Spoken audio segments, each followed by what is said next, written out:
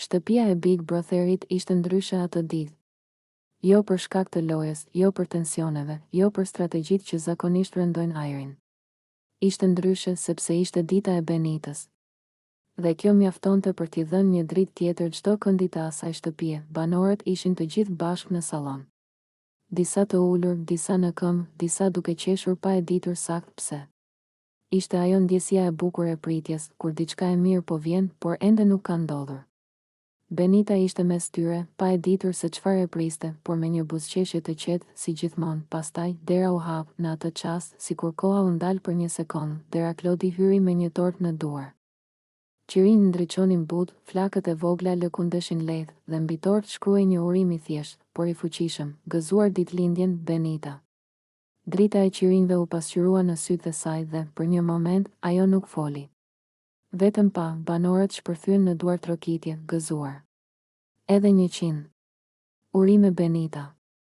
Por Benita qëndroi aty, e prekur, me duart pranë trupit, sikur po përpiqej ta mbante atë moment brenda vetes, që të mos ikte shpejt, sepse të festosh ditëlindjen larg familjes nuk është e lehtë.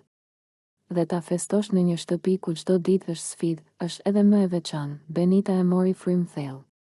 Në mendjen e saj kaluan shumë gjëra. Vit pas viti. Kujtime.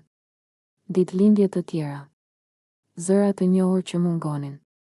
Por në të njëjtën kohë, ajo ndjeu diçka shumë të fortë. Nuk ishte vetëm, ajo pa rreth e rrotull.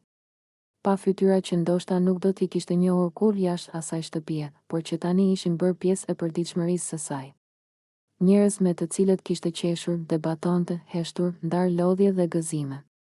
Dhe në atë moment, të gjithë ishin aty për të. Deraklodi ju afrua dhe ja zgjati tortën. Është dita jote, i tha thjesht. Benita buzëqeshi. Ishte një buzëqeshje e sinqertë, jo për kamera, jo për lojë. Një buzëqeshje që vinte nga zemra, kur qirinjt u vendosën përpara saj. Salla u qetësua. Të gjithë e dinin ritualin. Një dëshirë. Një frym. Një moment i vogël që, në të vërtetë, ka shumë peshë. Benita mbylli sytë, ajo nuk e tha dëshirën me zë. Disa dëshira nuk ndahen. Ato mbahen brenda, aty ku askush tjetër nuk mund t'i preki. Por ndoshta ishte diçka e thjeshtë, forcë, qetësi, qëndrim.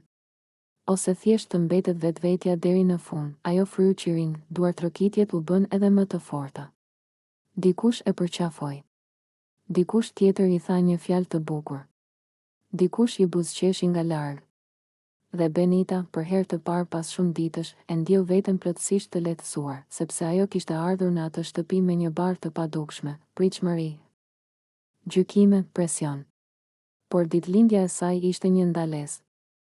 Një kujtesë se përtej lojës, ajo ishte një njeri që po rritej, që po mësonte, që po forcoi. Benita nuk ishte nga ato banore që bëjnë zhurmë për të qenë në qendër. Ajo ishte e qetë,